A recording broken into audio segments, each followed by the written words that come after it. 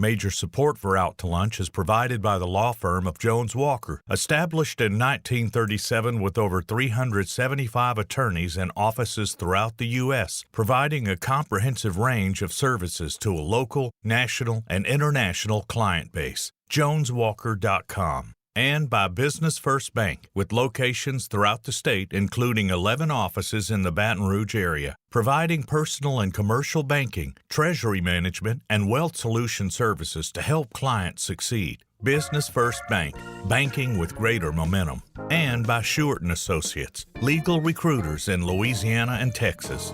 And Orange Theory Fitness, delivering fitness results for a healthier world. From Mansour's on the Boulevard, we're out to lunch with Stephanie Regal. Stephanie Regal is a broadcaster and editor of Baton Rouge Business Report. It's business, Baton Rouge style. Hi, I'm Stephanie Regal. Welcome to Out to Lunch.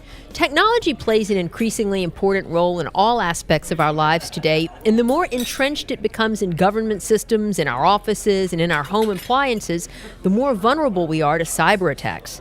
Today we have two local experts, one developing technology, the other trying to protect us from malware and hackers. Mo Vidge is the founder and CEO of General Informatics. It's a nearly 16-year-old IT services company based in Baton Rouge that develops software to help clients in the defense sector, healthcare industry, business, law enforcement, and more. General Informatics recently unveiled a new product called Gizmo that serves as a handheld communication device police officers can use in the field. And Mo recently announced plans to develop a high-tech office park at the corner of Bluebonnet and Highland Road right here in Baton Rouge that will have a Silicon Valley-style campus-like atmosphere and hopefully attract more high-tech tenants in the years to come. Mo, welcome to Out to Lunch. Thank you, Stephanie. While Mo's company is making technology, John Zachary is trying to guard users of technology from cyber attacks, something we hear a lot about these days. John is a cybersecurity expert who worked for clients like the Pentagon and the National Security Administration in Washington, D.C. for several years before returning in 2016 to his native Baton Rouge and bringing his services here. And while we may hear about high-profile hacking incidents when Netflix or PayPal are the victims, John will tell you that local businesses and even individuals need to stay on their toes too, because we all are vulnerable. John, you'll have to fill us in. Welcome to Out to Lunch. Thank you. Well, Mo, I'm going to start with you. General Informatics is really one of the most impressive tech firms in Baton Rouge today. You could have gone anywhere when you were starting this firm in 2001. Why did you choose Baton Rouge? Part of it was, I think, I came to LSU. So it was, and I met some very, very interesting people here who really encouraged me to do something in Louisiana. And I had opportunities. I left Baton Rouge a couple of times, but kept coming back. You can say maybe for the food, but that's what kind of brought me in there. And then over the years, we started growing here nicely. And then it becomes your home, and you want to do the best for your home, and you continue doing what you know what you can do. You get stuck. We use the word tech firm generically. We throw it around out there, but specifically, what does General Informatics do, and what are some of the examples of these products and services? Absolutely. So we have two sides of our business. One is services for the local industry, where just like people don't have attorney offices in their offices or CPAs generally working for them, IT is going to that stage where many businesses rather have an external company help them through those processes, and we bring those services to these businesses. So we have about 200 plus businesses that use our services. So, and the second side of our business is software development and products. Like you said, technology is almost embedded in every aspect of our life today, and especially when it comes to businesses, every process, whether it's marketing, finance, and all, is using technology. Mm-hmm. And we've found a niche in certain industries, especially the public safety side of things, where we have created some technology and brought some other technologies together to develop solutions for these industries. John, you also chose Baton Rouge as a place to branch out, and you've been here a little over a year now doing cybersecurity consulting. You certainly picked the right field. Did you pick the right place coming back here? It's hard to say. The biggest challenge about doing a company that, like the one that I tried recently, is finding people with a specialized level of knowledge and specialized programming skills for things like low-level network processing, cybersecurity, cryptography, things of that area.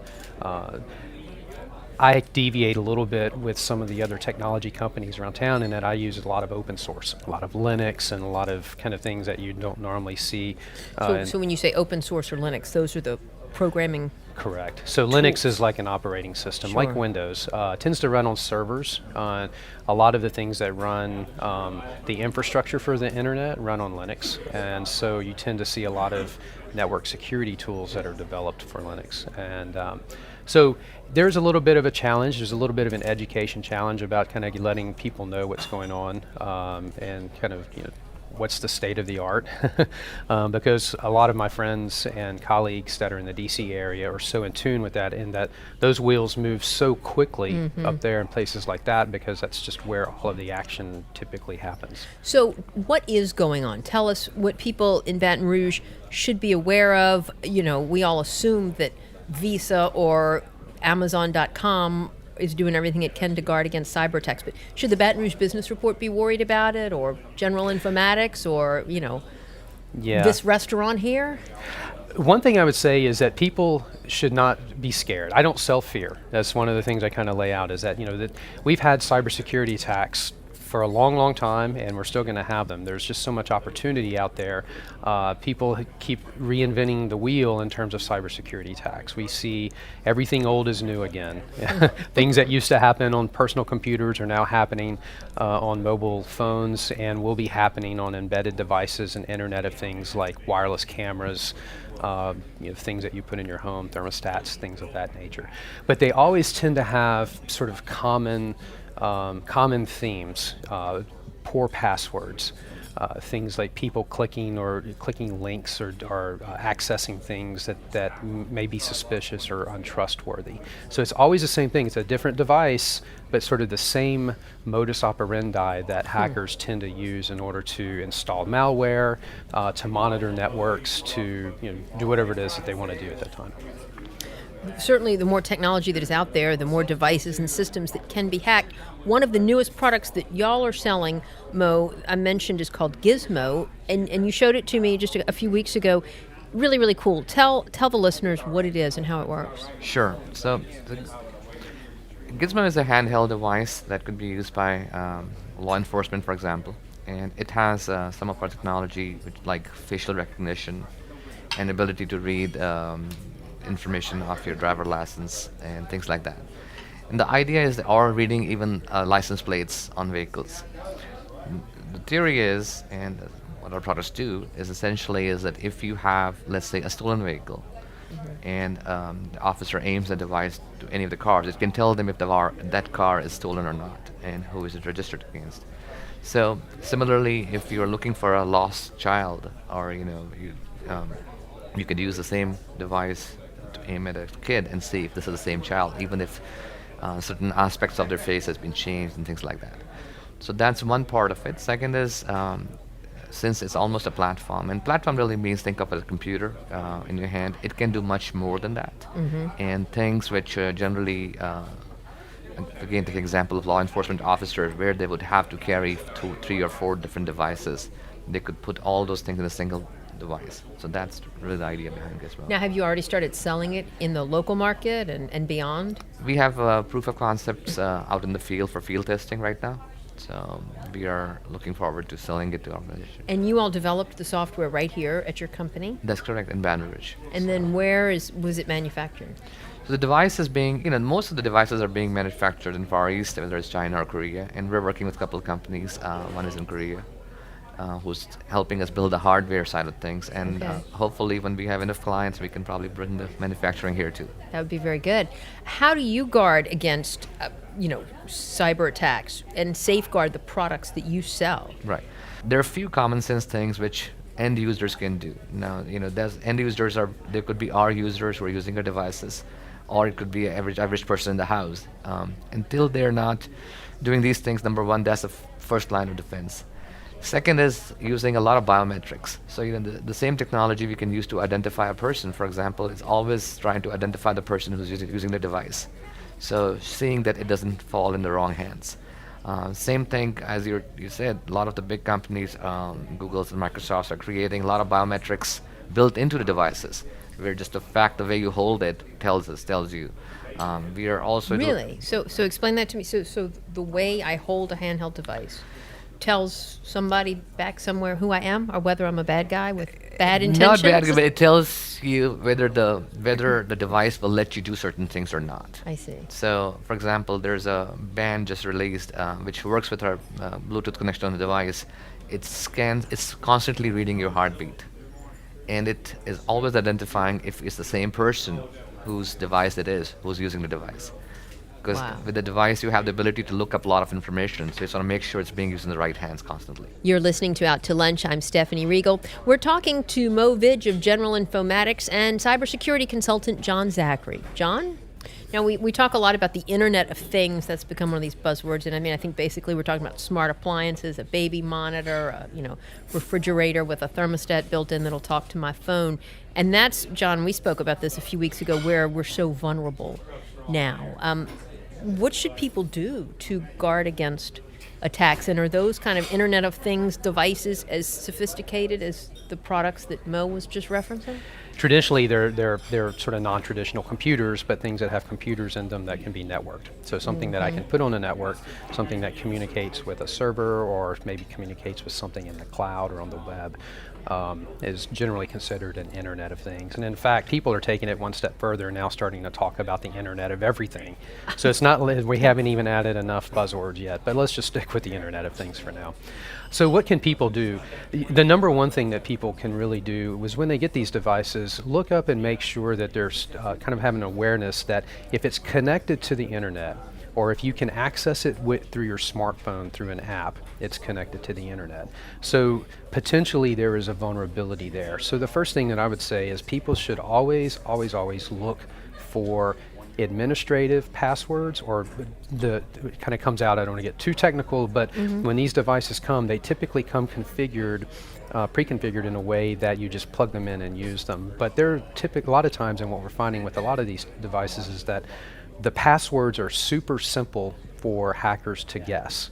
And in fact, the attack that we had a couple of months ago with the Dyn attack that took down Twitter and Spotify, they exploited the fact that a lot of these devices had passwords of admin or root or please. Simple, easy things to guess. Nothing sophisticated for a hacker to exploit. You just know that a lot of these devices are shipped that way, so you write tools, you put them out on the internet, and people download them and use them to create these botnets. So the first thing you do is you check your passwords and change them. Turn them into really good passwords. What is a good password? Something that looks random but is easy to remember is one thing. The second thing to do is when people hook them up, make sure like your Wi-Fi at your house is also secure. These things will communicate through Wi-Fi.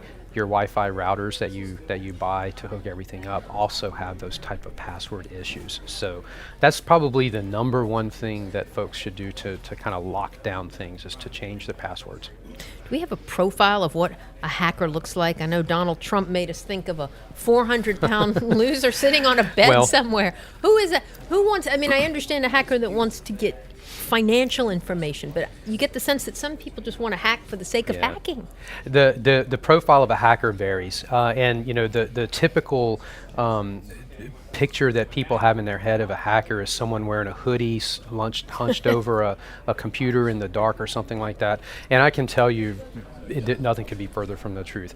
Hackers are military, so you can look across the world. You have nation states that are doing hacking, so there's military. You have organizations that are hacktivists that have political agendas that look like someone you would see on the street.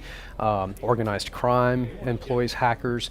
You have people that just look normal, people that are just curious about playing with things and breaking things, people that are trying to make money on the web. One of the really famous hacker that just got taken down look like your normal preppy college student in California. Oh boy, I bet. Yeah. I bet they're predominantly male. I'm going to go out on a limb there. And you can take me off the radio if that offends anybody.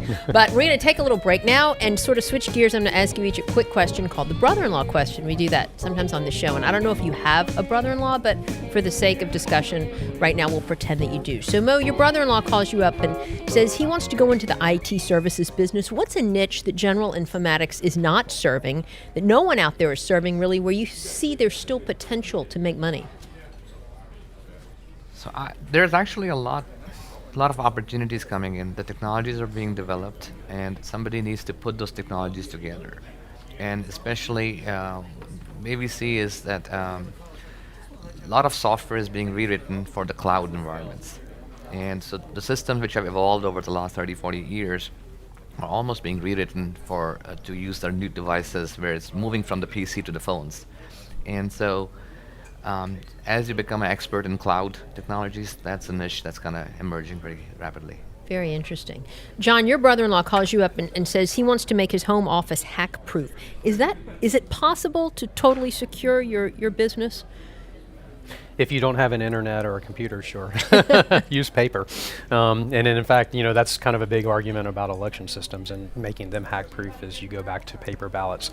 But yeah, no, I don't think anything is 100% hack-proof. I think you have to evaluate those things in terms of risk. And there will always be vulnerabilities in these types of systems, but you have to step back and say what level of risk are you willing to accept, and kind of invest appropriately that way. Interesting.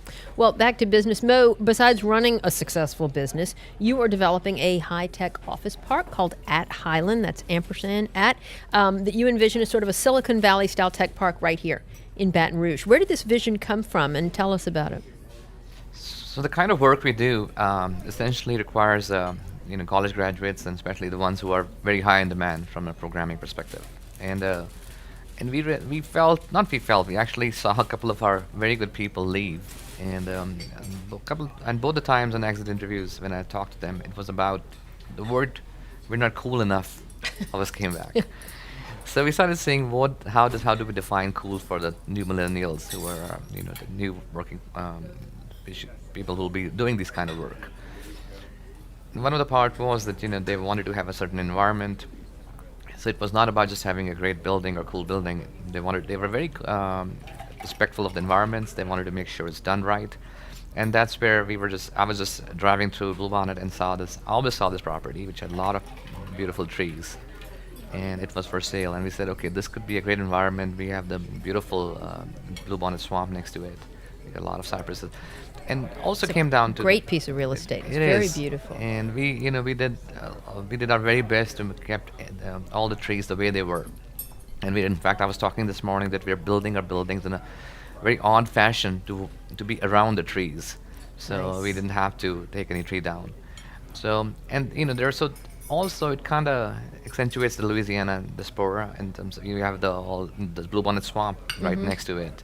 So we envision that in future, if we are able to do what we want to do, we can, in fact, highlight that beautiful asset we have in the city along with our tech park. So you'll have one building to start where you're going to move general informatics. Correct. And then we have other tenants in there? We are hoping that, and then we plan to build a few more buildings there. And it's not so much about tech, it's also going to be a next generation lifestyle kind of park where, because if we see what attracts the young generation is good food and basically digital stuff. Yeah. So we got the digital stuff covered, and then we were trying to get some good food stuff coming in there, along with the nice environment. So you hit on a very important point when you were talking about it, and it was, trying to attract this creative class talent, these millennials who say that we're not cool. And this is a problem that we hear a lot. And John, maybe you've experienced it too. Besides building our own office park, which you're fortunate enough to be able to do, Mo, but for people who cannot, how do we get those, skilled workers, professional talent that we need? So, one of the things was, if you look at it, and I always see that the vision or the ambition is bigger than the park. The idea is that if I ask this generation, and they'll say Austin is a great city, or Raleigh is a cool city, or Cupertino is a good place. There's a story behind all those cities, and they have something very interesting in common, which is there was a company that came out and did something interesting, and it developed. So it's not just about the company; it creates almost an ecosystem around it, which can run the airport better, which can have enough traffic for the airport, which can have the kind of restaurants these people want around it, and which attracts those kind of people to the town. So our vision, at least you gotta dream big. So, Right, and so we're dreaming that we start that without asking for a non-profit or government to do it. Let's take what can we do, and let's take the first step and try to create that ecosystem through us. What do you see, John? Have you had trouble attracting the kind of help that you need? Oh yeah, I have a different perspective because I used to work at LED, and when I was there, a big part of my job was focusing on innovation. I actually spent a time at BRAC as well and wrote a big research piece there on innovation and developed an innovation strategy for Louisiana. And while I was at LED, it was a big part of the Louisiana Innovation Council, working with those folks. And from my perspective, the biggest challenge that I see here in terms of building a technology industry and a really innovative technology industry is the pace. I think things move too slowly here. And when I go and talk to folks, and I'm talking to folks now in Europe, I had a nice phone call with folks in Germany and Switzerland a couple of days ago. I'm talking with a company in France. I'm talking with Deloitte up in DC about some projects and some things. And there's just, the pace is so much quicker. Things are going quicker. And here, what I found having just in this company is that things just move a lot more slowly. It was a challenge for me finding people like me, people that are very well versed in open source technologies. I mean, I used, Mo will probably get this, but I used Go as programming language, and try finding people that use that type of programming environment around here was kind of a big challenge. So that's what I think is probably the number one thing, is that there's the sense of urgency might not be quite the right word, but definitely I think that the pace here is a little bit slower compared to everybody else. Because you have to remember, you're not competing with just people on here. Baton Rouge is competing with Austin, with Atlanta, with Raleigh, Durham, with DC, with places in California, Silicon Valley, and really you're competing with anybody across the world. Yeah. So what do we need more of? So I think I'll add to what John's saying. I think my biggest challenge is self-esteem. That for some reason, if you're in Louisiana, people just tend to believe that others out in other states are better than us. And we could be creating the best things. Because, our thing was we can keep complaining about what we don't have, or just take the first step and start moving with it. And the reality was, just like I left Baton Rouge at some point and came back, is the same people who were graduating from LSU and Southern and just going out and then being sent back to Baton Rouge and billed to state at much higher rates. So we do have the people. It's a matter of how can you tap into that potential. So and that's where this whole idea of let's start somewhere, and we'll see what happens. And we already feel that there's traction there, so I'm very excited about that. That's great. If you could change one thing about Baton Rouge, what would it be? Wave your magic wand. About technology? Yeah. Because I would pick transportation first. Yes, that's a good one. Because, but that that's a factors different show, into isn't it, though, doesn't it? Because when we hear about, economic development, traffic and infrastructure issues are one of the biggest deterrents that the folks at BRAC and LED at least always point to. I think from a technology industry, I don't know that our traffic situation is definitely is a primary issue. I think the airport is. I think being able to fly out, to go directly from here to Chicago or from here to DC or here to other places is a factor. I think if I could change one thing about this area that I feel like would kickstart things. It would probably be and I don't want this to become a political point, but it would be to shore up our higher education resources and invest heavily in LSU as a flagship. I know that the engineering department there is making great strides, and I think Dr. Kubek did a great job while he was dean there, but I feel like we could be doing more there, and that the engineering department at LSU, if we had a top 20 or top 25, if we had a very well recognized computer science and computer engineering program where you were attracting students and they were staying here, that would make a big deal. I think that's the first thing that we would have to do. And then after that, you would have to talk about things like venture capital. You would have to talk about cool places, which is what Mo's putting together, which I'm very excited about, because that part of town is going to have something completely different than what's already there. Right now we just have subdivisions and big houses, and I live over there, and so when I drive by and see that, I get really excited because it's not, the same old. Out. Exactly right. So I think I have a different take on that. I personally feel that rethinking the education early on is important. The education system itself is primed for change. The kind of things really don't care about degrees anymore, as far as we are concerned. It's the skills, and there's nothing from. That's good to hear you say that. That's so different than anything I've heard somebody say. Yeah, and to me, it's like if you can get those people started early, and get them focused on the skills that matter, that could be.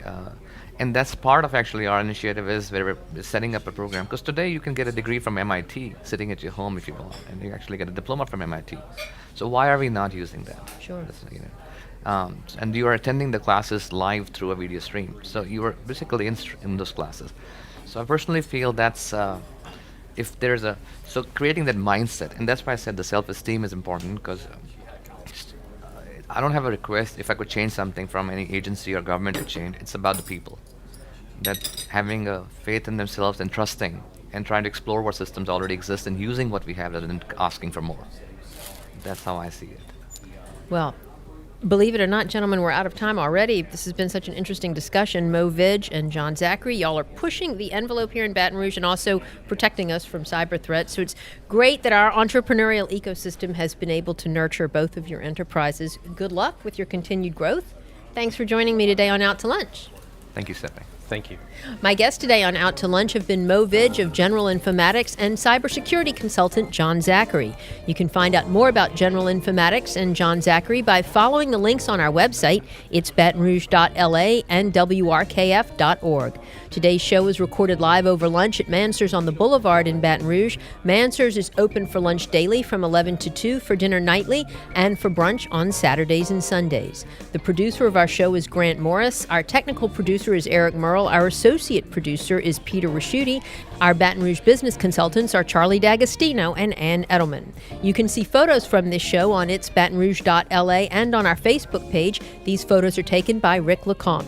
All the music on Out to Lunch is composed and performed by Mitchell Foreman. You can find more of Mitchell's music wherever great jazz is streamed or sold and at mitchellforeman.com. You can get this show as a podcast, you can listen to past shows, and you can keep up with us on all kinds of social media by going to our website. It's batonrouge.la and wrkf.org. Out to Lunch is a production of INO Broadcasting for It's Batonrouge.la and WRKF 89.3 FM. I'm Stephanie Riegel. Thanks for joining me. I look forward to meeting you again next week around the table here at Mansur's for more business Baton Rouge style on Out to Lunch. Major support for Out to Lunch is provided by the law firm of Jones Walker, established in 1937 with over 375 attorneys and offices throughout the U.S., providing a comprehensive range of services to a local, national, and international client base. JonesWalker.com. And by Business First Bank, with locations throughout the state, including 11 offices in the Baton Rouge area, providing personal and commercial banking, treasury management, and wealth solution services to help clients succeed. Business First Bank, banking with greater momentum. And by Short & Associates, legal recruiters in Louisiana and Texas. And Orange Theory Fitness, delivering fitness results for a healthier world.